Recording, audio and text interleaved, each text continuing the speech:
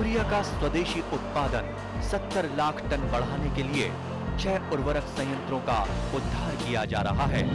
FCIL के गोरखपुर, सिंदरी, तलचर और रामागुंडम संयंत्र, HFCL की बरौनी इकाई और BVFCL की नामरू फोर्थ। सोने पर सुहागा ये है कि देश में अब बनेगा सिर्फ नीम लेपित यूरिया, क्योंकि इससे होगा किसानों का फायदा ही फायदा। अनाज का उत्पादन 10% तक बढ़ेगा। बढ़ेगी 10 से 15% नाइट्रोजन क्षमता।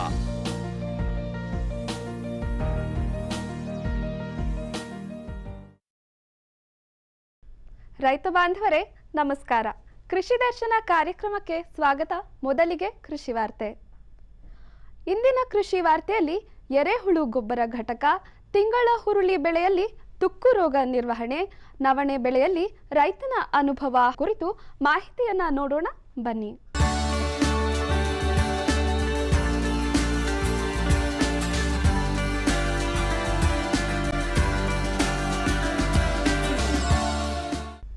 ನಮಸ್ಕಾರ ರೈತ ಬಾಂಧವರೇ, ಕೃಷಿ ದರ್ಶನದ ಕೃಷಿ ವಾರ್ತೆಗೆ ತಮಗೆಲ್ಲರಿಗೂ ಹಾರ್ದಿಕ ಸ್ವಾಗತ.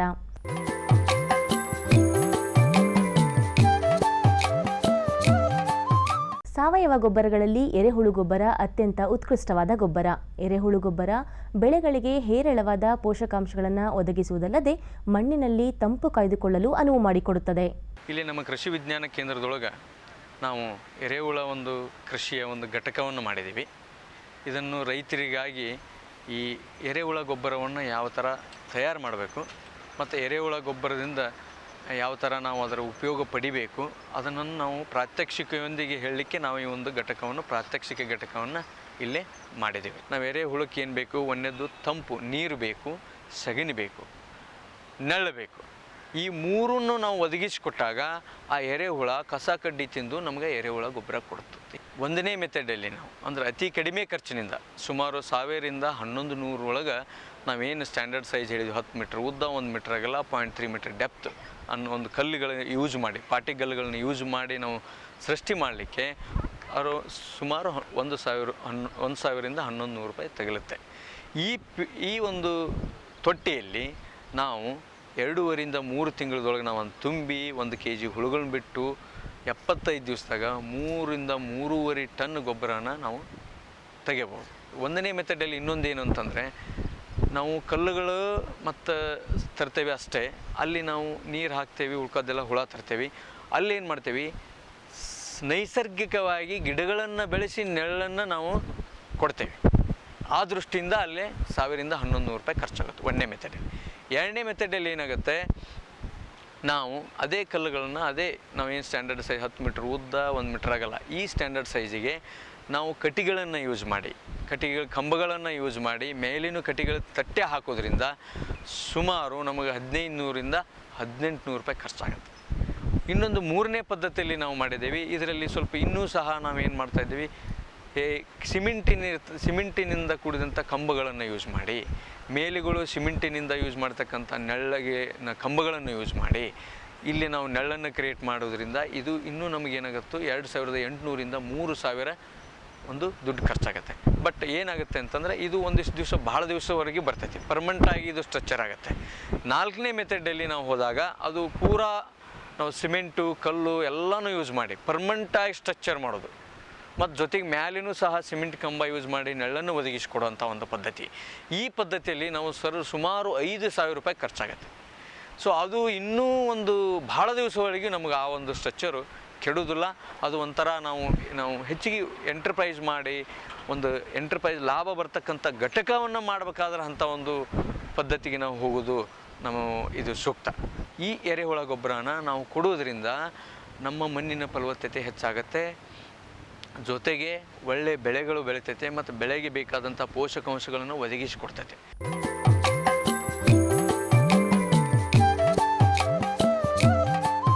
ತಿಂಗಳ ಹುರುಳಿ ನಮ್ಮ ರಾಜ್ಯದ ನೀರಾವರಿಯಲ್ಲಿ ಬೆಳೆಯುವ ಒಂದು ಪ್ರಮುಖ ತರಕಾರಿ ಬೆಳೆ.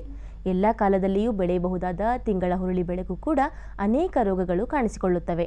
ಅವುಗಳಲ್ಲಿ ಪ್ರಮುಖವಾಗಿ ಕಾಣಿಸಿಕೊಳ್ಳುವ ರೋಗವೆಂದರೆ ತುಕ್ಕು ರೋಗ. ತಿಂಗಳ ಹುರುಳಿ ಅಂತಕ್ಕಂಥ ಒಂದು ಪ್ರಮುಖವಾಗಿರ್ತಕ್ಕಂಥ ಒಂದು ತರಕಾರಿ ಬೆಳೆ.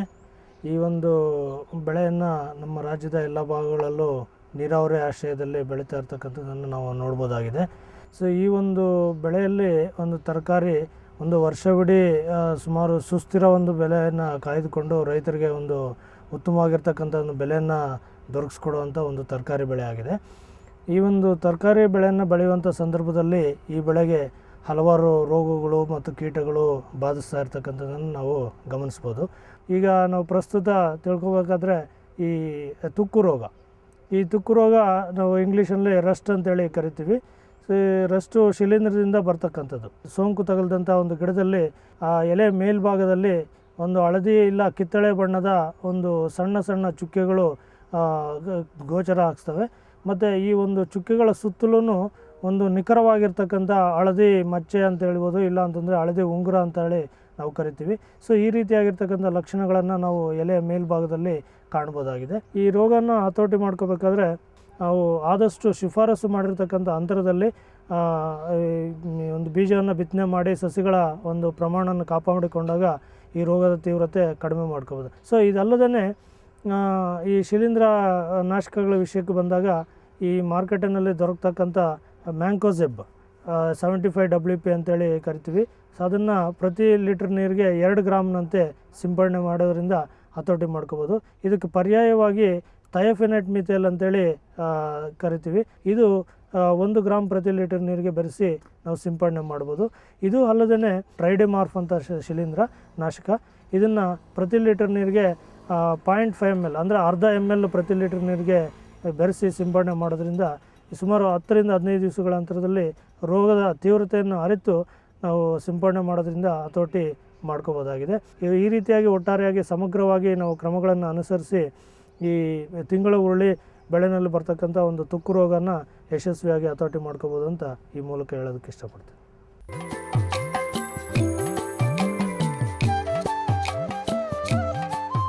ಮಳೆಯಾಶ್ರಿತ ಪ್ರದೇಶಗಳಲ್ಲೂ ಸುಲಭವಾಗಿ ಬೆಳೆಯಬಹುದಾದ ನವಣೆಯನ್ನು ಕಡಿಮೆ ಆಳದ ಹೆಚ್ಚು ಫಲವತ್ತತೆ ಇಲ್ಲದ ಮಣ್ಣಿನಲ್ಲೂ ಚೆನ್ನಾಗಿ ಬೆಳೆಯಬಹುದು. ಕೊಪ್ಪಳದ ಹಿರೇಬನ್ನಿಗೋಳದ ಪ್ರಗತಿಪರ ರೈತ ಶಂಕರಯ್ಯ ಇವರು ಸುಮಾರು 14 ಎಕರೆ ಭೂಮಿಯನ್ನು ಹೊಂದಿದ್ದು ಕಬ್ಬು, ಶೇಂಗಾ, ಮೆಕ್ಕೆಜೋಳ, ತೊಗರಿ ಸೇರಿದಂತೆ ನವಣೆ ಕೃಷಿಯನ್ನ ಕೈಗೊಂಡಿದ್ದಾರೆ. ತಜ್ಞರ ಸಲಹೆಯಂತೆ ನವಣೆ ಕೃಷಿಯನ್ನ ಕೈಗೊಂಡಿರುವ ಇವರು ನವಣೆ ಕೃಷಿಯ ಅನುಭವವನ್ನ ಈ ರೀತಿ ಹಂಚಿಕೊಂಡಿದ್ದಾರೆ. ನಮ್ಮದು 30 ಎಕರೆ ಜಮೀನೊಳಗೆ ಒಂದು 5 ಎಕರೆ ಕಬ್ಬು ಹಾಕಿದ್ವಿ ರೀ, ಒಂದು 5 ಎಕರೆ ಶೇಂಗಾ ಹಾಕಿದ್ವಿ ರೀ, ಒಂದು 5 ಎಕರೆ ಸೂರ್ಪಾನ್ ರೀ, ಮತ್ತೊಂದು 5 ಎಕರೆ ತೊಗರಿ ಹಾಕಿದ್ವಿ ರೀ, ಒಂದು 6 ಎಕರೆ ಹಬ್ಬಿಶೇಂಗಾ ಹಾಕಿದ್ವಿ ರೀ, 16 ಎಕರೆ ನವಣೆ ಬೆಳೆದ್ವಿ ರೀ. ಇದನ್ನು ಗಾಡಿ ಮಡಿಕೆ ಹೊಡೆದ್ವಿ ಸರ.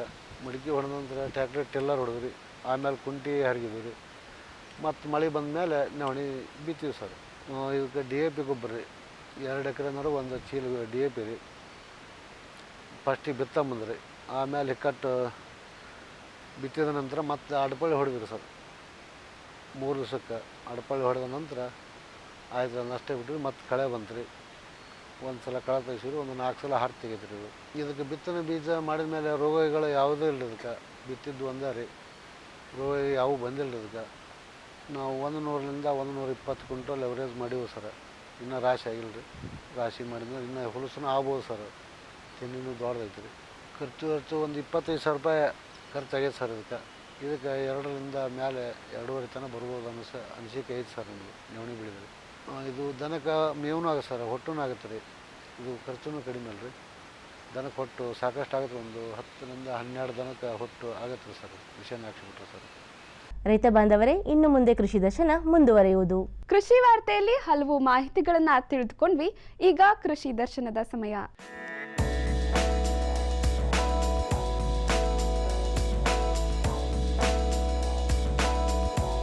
ಕೃಷಿ ಮೇಳಗಳಲ್ಲಿ ರೈತರು ಕೃಷಿಯಲ್ಲಿನ ನೂತನ ತಾಂತ್ರಿಕತೆಗಳ ಬಗೆಗೆ ಮಾಹಿತಿಯನ್ನ ತಿಳಿದುಕೊಳ್ಳಬಹುದು ಮತ್ತು ತಮ್ಮ ತಮ್ಮ ಅನುಭವಗಳನ್ನು ಇತರ ರೈತರೊಂದಿಗೆ ಹಂಚಿಕೊಳ್ಳಬಹುದಲ್ಲದೆ ವಿಜ್ಞಾನಿಗಳ ಸಲಹೆಯನ್ನ ಕೃಷಿ ಮೇಳಗಳಲ್ಲಿ ಪಡೆದುಕೊಳ್ಳಬಹುದು.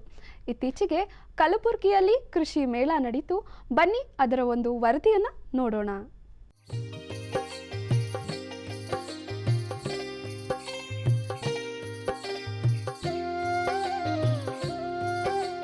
ಕೃಷಿ ಮೇಳಗಳಂತಹ ರೈತರಿಗಾಗಿ ನಡೆಯುವ ಕಾರ್ಯಕ್ರಮಗಳು ರೈತರಿಗೆ ಕೃಷಿಯ ಸಮಗ್ರ ಮಾಹಿತಿಯನ್ನು, ಹೊಸ ಹೊಸ ಸಂಶೋಧನೆಗಳನ್ನು ಪರಿಚಯ ಮಾಡಿಕೊಡುತ್ತಿರುತ್ತದೆ. ಕೃಷಿಯಲ್ಲಿ ಹೆಚ್ಚು ಹೆಚ್ಚು ಅಭಿವೃದ್ಧಿಯನ್ನು ಹೊಂದಲಿ ಮತ್ತು ರೈತರು ಮತ್ತಷ್ಟು ವೈಜ್ಞಾನಿಕ ಕೃಷಿಯನ್ನು ಹಮ್ಮಿಕೊಳ್ಳಲಿ ಎಂಬ ಉದ್ದೇಶದಿಂದ ಹಲವು ಕೃಷಿ ವಿಶ್ವವಿದ್ಯಾಲಯಗಳು, ಕೃಷಿ ಸಂಶೋಧನಾ ಕೇಂದ್ರಗಳು, ಕೃಷಿ ವಿಜ್ಞಾನ ಕೇಂದ್ರಗಳು ಹಾಗೂ ಇತರೆ ರೈತಪರ ಸಂಸ್ಥೆಗಳು ಕೃಷಿ ಮೇಳಗಳನ್ನು ಆಯೋಜಿಸುತ್ತಿರುತ್ತವೆ. ಇತ್ತೀಚೆಗೆ ತೊಗರಿಯ ಕಣಜ ಎಂದೇ ಪ್ರಖ್ಯಾತಿ ಪಡೆದಿರುವ ಕಲಬುರಗಿಯಲ್ಲಿ 3 ದಿನಗಳ ಕಾಲ ಕೃಷಿ ಮೇಳ ನಡೆಯಿತು. ರಾಯಚೂರು ಕೃಷಿ ವಿಶ್ವವಿದ್ಯಾಲಯ, ಕಲಬುರಗಿಯ ಕೃಷಿ ಸಂಶೋಧನಾ ಕೇಂದ್ರ, ಕೃಷಿ ವಿಜ್ಞಾನ ಕೇಂದ್ರ, ಕೃಷಿ ಮಹಾವಿದ್ಯಾಲಯ, ಕೃಷಿ ಸಂಬಂಧಿತ ಇಲಾಖೆಗಳು ಹಾಗೂ ಹೈದರಾಬಾದ್ ಕರ್ನಾಟಕ ಪ್ರದೇಶದ ಅಭಿವೃದ್ಧಿ ಮಂಡಳಿಯ ಸಂಯುಕ್ತಾಶ್ರಯದಲ್ಲಿ ಮೇಳವನ್ನು ಹಮ್ಮಿಕೊಳ್ಳಲಾಗಿತ್ತು.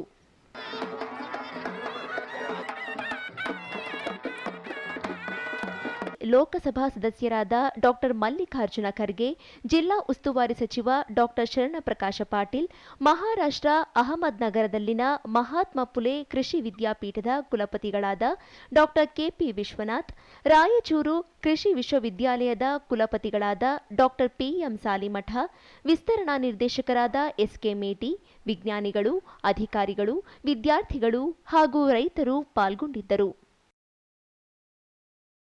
ಕೃಷಿ ಮೇಳವನ್ನು ಉದ್ಘಾಟಿಸಿ ಮಾತನಾಡಿದ ಲೋಕಸಭಾ ಸದಸ್ಯರಾದ ಡಾಕ್ಟರ್ ಮಲ್ಲಿಕಾರ್ಜುನ ಖರ್ಗೆ, ಈ ಹಿಂದೆ ಆಹಾರ ಧಾನ್ಯಗಳನ್ನು ಬೇರೆ ದೇಶಗಳಿಂದ ಆಮದು ಮಾಡಿಕೊಳ್ಳಬೇಕಾಗಿತ್ತು. ಆದರೆ ಹಸಿರು ಕ್ರಾಂತಿಯಿಂದಾಗಿ ದೇಶದ ಉಗ್ರಾಣದಲ್ಲಿ ಆಹಾರ ಧಾನ್ಯ ಸಂಗ್ರಹವಾಗಿದೆ ಎಂದರು. 2016 ಕೃಷಿ ಮೇಳ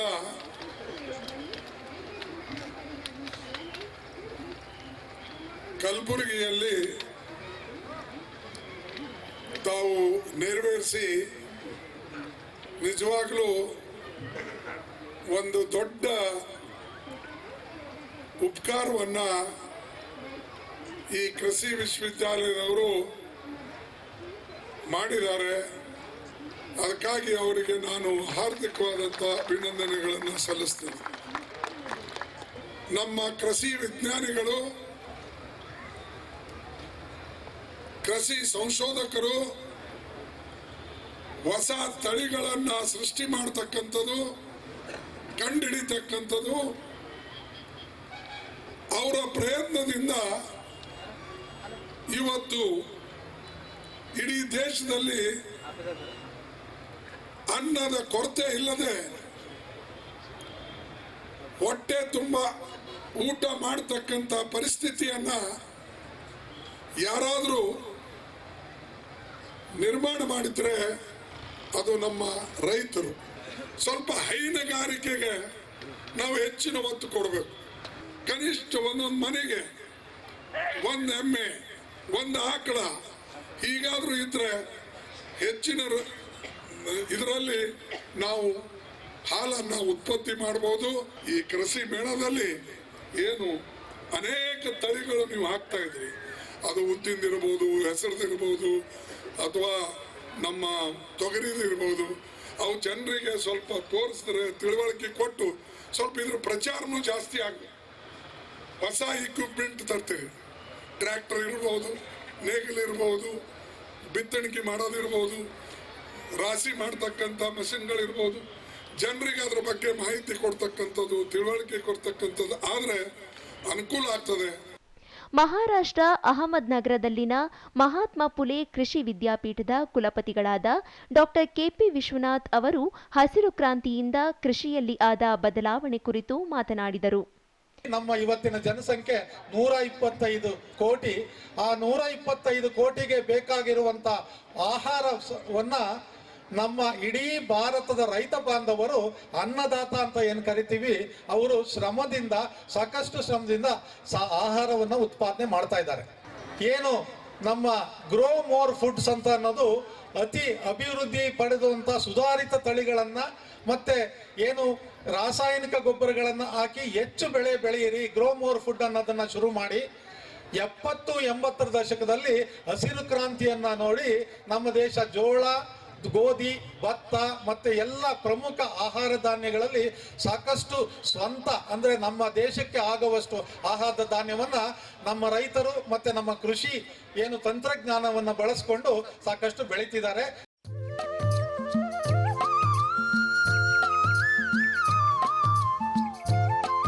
ಕೃಷಿ ಮೇಳದಲ್ಲಿ ರೈತರಿಂದ ರೈತರಿಗಾಗಿ ಕಾರ್ಯಕ್ರಮವೂ ಸೇರಿದಂತೆ ವೈದ್ಯರಿಂದ ರೈತರಿಗಾಗಿ ಕಾರ್ಯಕ್ರಮವು ಎಲ್ಲರ ಗಮನ ಸೆಳೆಯಿತು. ಕೃಷಿ ಮೇಳದ ಅಂಗವಾಗಿ ಕೃಷಿ ವಸ್ತು ಪ್ರದರ್ಶನವನ್ನು ಕೂಡ ಮೇಳದಲ್ಲಿ ಏರ್ಪಡಿಸಲಾಗಿತ್ತು. ತೊಗರಿ ಚಿವುಟುವ ಸೌರಶಕ್ತಿ ಯಂತ್ರ, ವಿವಿಧ ನೂತನ ಯಂತ್ರೋಪಕರಣಗಳು ಸೇರಿದಂತೆ ಕೃಷಿಯ ಇನ್ನಿತರೆ ವಿಷಯಗಳ ಕುರಿತು ಪ್ರಾತ್ಯಕ್ಷಿಕೆಗಳನ್ನು ನಿರ್ಮಿಸಿ ಮಾಹಿತಿ ಒದಗಿಸಿದ್ದಲ್ಲದೆ ಅಲ್ಲಲ್ಲಿ ತೂಗುಪಟ್ಟಿಗಳನ್ನು ತೂಗು ಹಾಕಿದ್ದರು.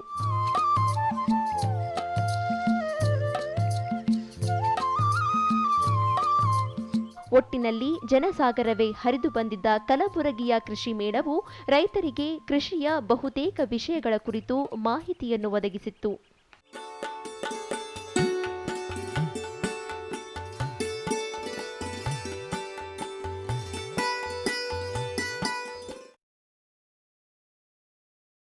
ये बदलाव क्या है?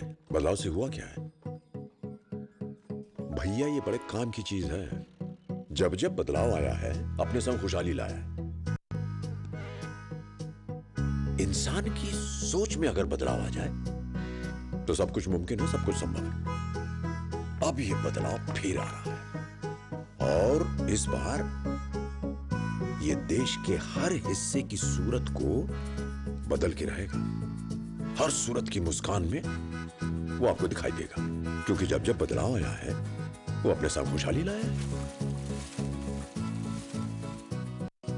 तो चलिए एक नई शुरुआत करते हैं, कुछ बदलाव करते हैं। दूरदर्शन किसान, एक नया चैनल जहां बातें होंगी बदलाव की और आपके कल की बेहतर शुरुआत की। छेड़ो बातें बदलाव की।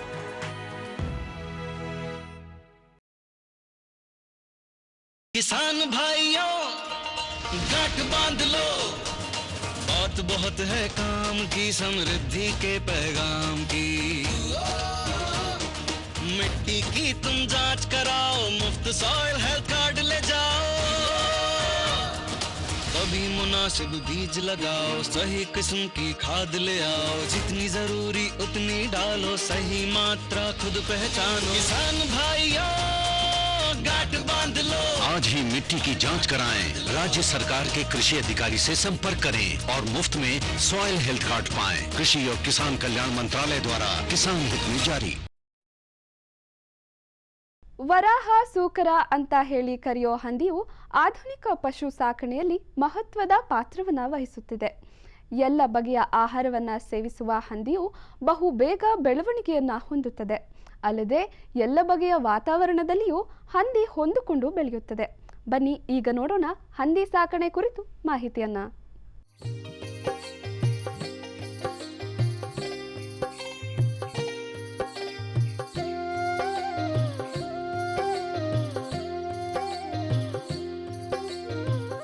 ಹಂದಿ ಶೀಘ್ರವಾಗಿ ಬೆಳೆಯುವ ಒಂದು ಸಸ್ತನಿ ಪ್ರಾಣಿ. ಸಸ್ಯಾಹಾರ ಮತ್ತು ಮಾಂಸಾಹಾರಗಳೆರಡರನ್ನೂ ಸೇವಿಸಲ್ಪಡುವ ಈ ಪ್ರಾಣಿಯ ಸಾಕಣೆ ಬಳಕೆ ಹೆಚ್ಚುತ್ತಿರುವುದರಿಂದ ಹಂದಿ ಸಾಕಣೆ ಇತ್ತೀಚೆಗೆ ಒಂದು ಉದ್ಯಮವಾಗಿ ಬೆಳೆಯುತ್ತಿದೆ.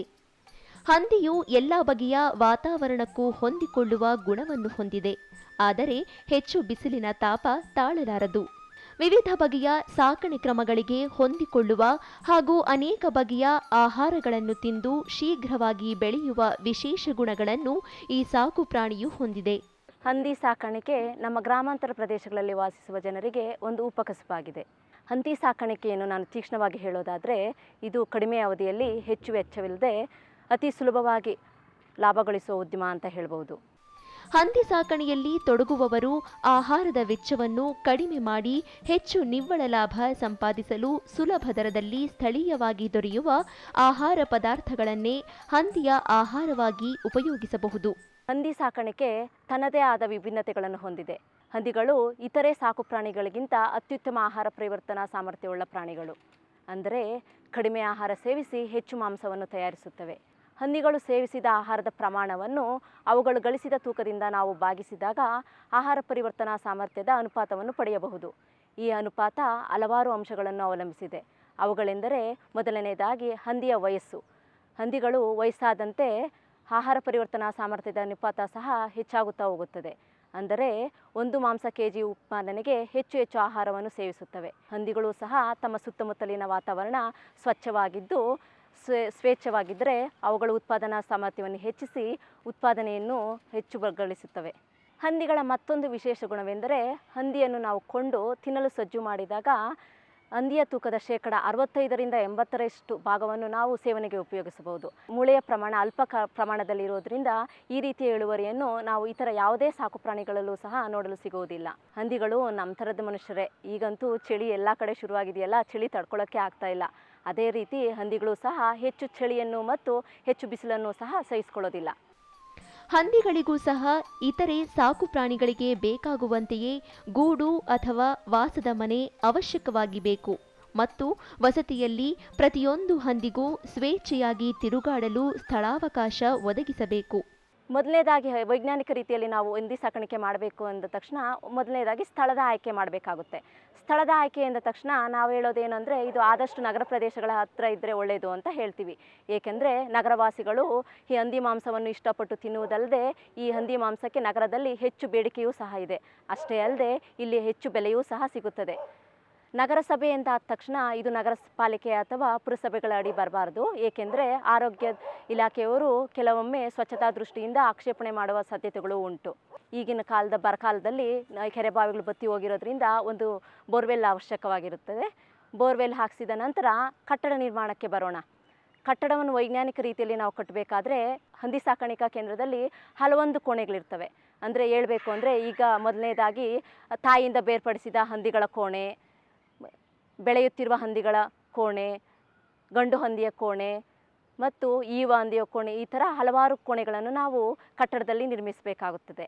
ಕಟ್ಟಡದ ವಿವಿಧ ಭಾಗಗಳಿಗೆ ಬಂದಾಗ ಮೊದಲನೇದಾಗಿ ನೆಲವನ್ನು ತಗೊಂಡ್ರೆ ಇದು ನೆಲವು ಬೆಚ್ಚಗಿದ್ದು ಒಣಗಿರಬೇಕು. ಅಂದರೆ ತೇವಾಂಶವನ್ನು ಹೀರಿಕೊಳ್ಳುವ ಸ್ವಭಾವ ಇರಬಾರದು.